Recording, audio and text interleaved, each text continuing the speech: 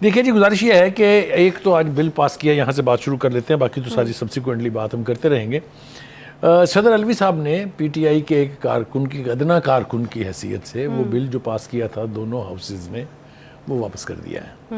پیغام انہوں نے کیا لکھا ہے اس کے اوپر تو مطلب ہے پارلیمنٹ میں آج بات ہو گئی ہے، ہمیں اس سے کنسرن نہیں ہے، لیکن یہ بہت تکلیف دہ بات ہے کہ ایک ایسا بل جس کے اوپر جتنی بار ایسوسیشنز ہیں اس کی میجورٹی اور جتنے لا میکرز ہیں، جورسپروڈنس کے ایکسپرٹس ہیں، ان سب نے کہا کہ ہاں اس کی ضرورت تھی کہ اس قسم کا قانون بنایا جائے، حتیٰ کہ جو بہت بڑے اسٹالورٹس ہیں پاکستان تحریک انصاف کے، جناب حامد خان صاحب نے بھی اس کو انڈورس کیا اور کہا کہ یہ ڈیلیڈ ایکشن ہے، بہت پہلے ہو جانا چاہیے تھا، لیکن انہوں نے اس کی پذیرائی کی۔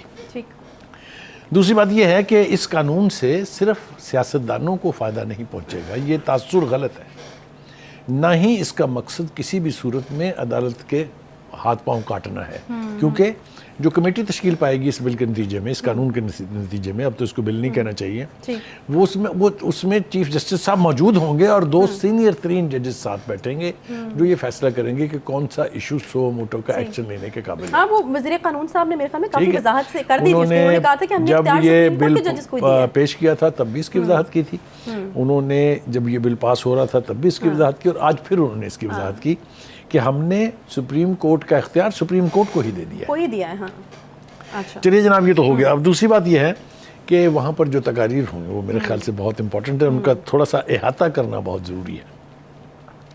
جناب شہباز شریف صاحب نے تقریر کی، جناب انہوں نے کہا کہ جی مختلف آمریتوں کا سامنا کرنے کے باوجود آج بھی یہ آئین اپنی جگہ قائم ہے۔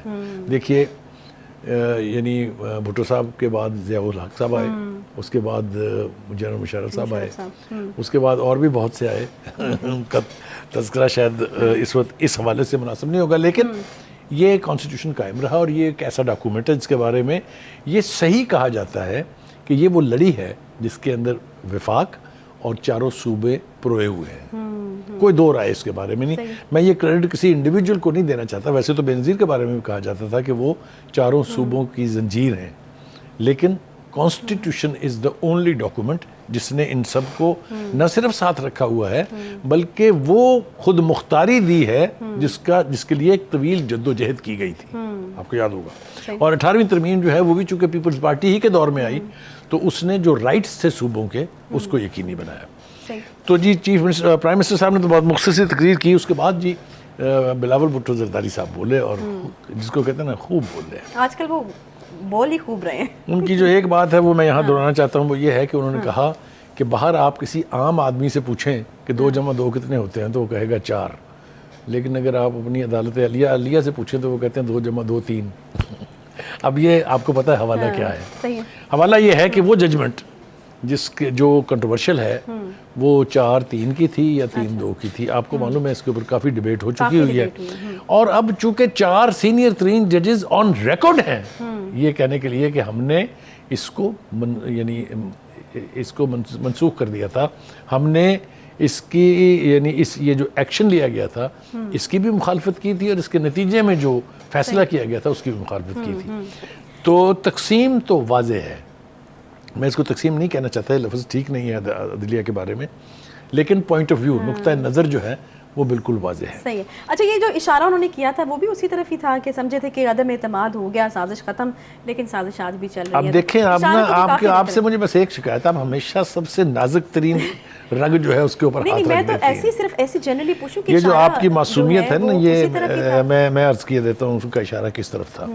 انہوں نے کہا کہ پروجیکٹ عمران جو ہے یہ 10 سال کا پروجیکٹ تھا۔ اچھا، 10 سال کے پروجیکٹ میں اس وقت کی اشرافیہ یعنی عسکری قیادت اور عدلیہ دونوں شامل تھے۔ انہوں نے کوئی he didn't mince his words، اس نے کھل کے کہا، اور انہوں نے کہا کہ انفارچونیٹلی وہ تو ہم نے ووٹ آف نو کانفیڈنس سے ان کو نکال باہر کیا، لیکن آج بھی وہ سہولت کار عدلیہ میں موجود ہے، کیٹیگورک، کوئی اس میں ابہام نہیں تھا کہ سہولت کاری کرنے والے لوگ آج بھی وہاں موجود ہیں۔ اور بھی انہوں نے بہت ساری سینسٹیو باتیں کی ہیں، میرے خیال سے اگر ہم ہر ایک کو زیر غور لائیں گے تو پھر وقت آپ کے پاس ہاں نہیں بچے بالکل گا، وقت کیونکہ کم ہے. اور اچانک آپ نے جسٹس کہنا ہے. قاضی، ہاں وہ تو میں نے کہنا ہے نا، تو میں ذرا مطلب کی بات کروں. جسٹس قاضی فائزی ساج جو ہے، قاضی فائزی صاحب جو ہیں وہ چونکہ جانے جاتے ہیں اپنی شرافت کے اعتبار سے بھی. نہیں جو سوال آپ پلیز لے لیجیے، میں یہ پوچھنا یہ چاہ رہی تھی کہ وہ جس طرح سے وہاں پر گئے حکومتی بینچز پر جا کے بیٹھے، آپ کو نہیں لگتا ہے کچھ متنازع کر لیا انہوں نے آج اپنی شخصیت کو مزید، کیونکہ پہلے سے ہی ان کے اوپر ایک تاثر جو ہے دینے کی کوشش کی جا رہی ہے، لیکن انہوں نے خود اس کی وضاحت کر دی.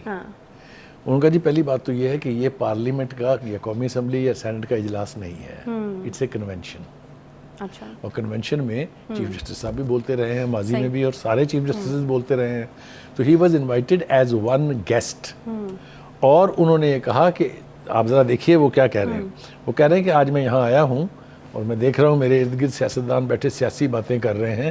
ایک تو میرا کسی سیاست سے کوئی تعلق نہیں ہے، اور مجھے بلانے کا یہ مطلب آپ ہرگز نہ لیجئے گا کہ آپ کے کیسز میرے پاس آئیں گے تو میں آپ کے حق میں فیصلہ کروں گا. اپنی طرف سے تو انہوں نے کافی کلیئرٹی دے دی تھی. نہیں، کلیئرٹی دینی بھی چاہیے تھی، میرے خیال سے انہوں نے بالکل ٹھیک دی. دوسری بات انہوں نے یہ کہا کہ میں یہاں سے گزرتا رہتا ہوں، چونکہ پیدل جاتا ہوں میں دفتر سے گھر اور گھر سے دفتر پیدل آتا ہوں، تو میں سوچا کرتا تھا کہ اندر آپ لوگ بیٹھ کے کیا کرتے ہیں. اچھا، یعنی یہ ایک جس کو کہتے ہیں نا باریک سا طنز تھا کہ بھائی آپ کا کام قانون بنانا ہے، آپ یہاں بیٹھ کے قانون بنائیے. ہمارا کام قانون کا نفاذ ہے، اس کی انٹرپریٹیشن ہے، اور اس کے اوپر عمل درآمد کرانا ہے. ہم اپنا کام کریں گے. یعنی اس میں کھلا اشارہ یہ ہے کہ نہ آپ ہمارے ہاں اپنی چونچ پھنسائیں اور نہ ہم آپ کے معاملے میں مداخلت کریں گے. یہ وہ سین اور سینٹی کا سٹیٹمنٹ ہے جو کہ جس کے اوپر کہ عمل ہونا چاہیے.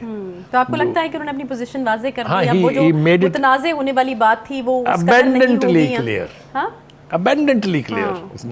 انہوں نے کر دیا ہے. دوسری بات یہ ہے کہ انہوں نے ساتھ ساتھ ایک اور وضاحت بھی دی کہ شاید دیگر ججز بھی یہاں ہوتے لیکن وہ اپنی مصروفیت کی وجہ سے نہیں آئے. اچھا، تو وہ مصروفیت کیا ہے اس کے بارے میں بھی پھر ہم اگر اس میں پڑھیں گے تو بات کہیں سے کہیں پہنچ جائے گی.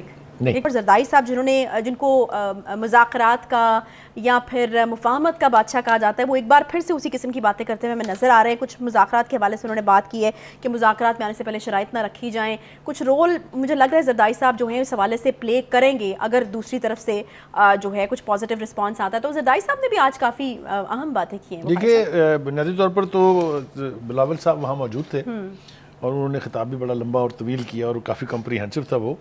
تو اس کے بعد جب اچانک زرداری صاحب تشریف لائے پارلیمنٹ میں، everybody was surprise, pleasantly surprise I would say. تو انہوں نے مطلب ہے چونکہ وہ کہتے ہیں کہ میں تاریخ کا عینی شاہد ہوں، 30 سال سے تو میں خود اس میں انوالو ہوں. اس سے پہلے میرے باپ تھے جو حاکم علی زرداری صاحب، انہوں نے آئین کے اوپر دستخط کیے تھے. یہ سارا انہوں نے ریکال کیا. ان کا بہت ساری باتیں سینے میں دفن ہے جو میں نہیں چاہتا کہ اس وقت ان کا اظہار کیا جائے، مگر اس میں چھپی ہوئی ایک دھمکی ہے کہ جب میرا دل چاہے گا میں اس کا اظہار کر دوں گا. دیکھیے وہ کیا کہتے ہیں. جو ایک بات تو آپ نے کہہ دی کہ وہ کہتے ہیں کہ مذاکرات ضرور ہونے چاہیے، مذاکرات کے بغیر جمہوریت نہیں پلتی، جمہوریت نہیں پلے گی تو پھر سیاست نہیں رہے گی، سیاست نہیں رہے گی تو پھر کون چلائے گا ملک کو. لیکن وہ کہتے ہیں کہ اس کے لیے کوئی پیشگی شرط نہیں ہوتی. ہمیشہ سیاست میں مذاکرات کے لیے کوئی پری کنڈیشنز نہیں ہوتی. اور دوسری جو ایک اور اہم بات انہوں نے اس کے ساتھ جوڑی ہے وہ یہ ہے کہ مذاکرات کے لیے آپ کو آنا ہوگا اور آنا بھی ہوگا وزیر اعظم کے پاس. آئی تھنک دیٹس امپورٹنٹ، کیونکہ یہ جواب ہے خان صاحب کی اس بات کا کہ میں چوروں کے ساتھ نہیں بیٹھوں گا اور میں چوروں کے ساتھ مذاکرات نہیں کروں گا. تو انہوں نے بتا دیا ہے، فیصلہ کر لیا کہ اب یہ والی ضد توڑنی نہیں. اب وہ انہوں نے فیصلہ کر دیا ہے کہ اگر آپ نے مذاکرات کرنے تو وہ تو پرائم منسٹر صاحب سے ہوں گے بڑے وثوق کے ساتھ. اس کے بعد وہ یہ کہتے ہیں کہ جناب جو ڈکٹیٹر آئے سوری بعد میں انہوں نے آئین کا حلیہ بگاڑا اور ہم نے آئین کو اس کی صحیح شکل میں واپس کیا. کیا وہ یہ رہے کہ آئین کے خالق بھی ہم تھے، پیپلز پارٹی نے کے دور میں بنائی ہے، ذوالفقار علی بھٹو نے بنایا یہ، اور جب اس میں ترمیموں کے بعد ترمیمیں ہوں گے، کہیں پی سی او آ گیا، کہیں ایل ایف او آ گیا، تو اس سب کچھ کو نکال کے ہم نے اس کو پاک صاف کر کے دوبارہ سے اس کو ریسٹور بھی ہم نے کیا. وہ دونوں چیزوں کا کریڈٹ لے رہے تھے. ایک اور بات انہوں نے کہی، اگین یہ بہت چھپا ہوا اشارہ ہے کہ مذہب کو سیاست میں نہیں لانا چاہیے. یہ خان صاحب کی جو ریاست مدینہ کا کانسیپٹ ہے شاید اس کا جواب ہے، لیکن مجھے علامہ اقبال کا شعر یاد آ رہا ہے، اگر ہم اس پر جائیں تو پھر سیاست اور مذہب جو ہے یہ چولی دامن کا ساتھ ہے. وہ کہتے ہیں کہ جدا ہو دیں سیاست سے تو رہ جاتی ہے چنگیزی. تو اس کے اوپر اگر ہم جائیں تو بات دوسری طرف چلی جائے گی.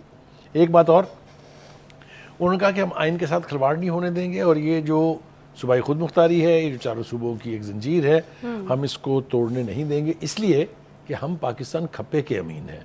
انہوں نے یاد کرایا کہ ایک ہسٹری میں ایک ایسا وقت آیا تھا جب انتشار کسی بھی حدود کو چھو سکتا تھا، جس وقت میں نے پاکستان کھپے کا نعرہ لگایا تھا۔ تو وہ اس اعتبار سے آج کافی اہم باتوں پہ انہوں نے گفتگو کی، اور الٹیمیٹلی انہوں نے جو کہا وہ یہ کہ ہم آئین سے کھلواڑ نہیں کرنے دیں گے صحیح کسی کو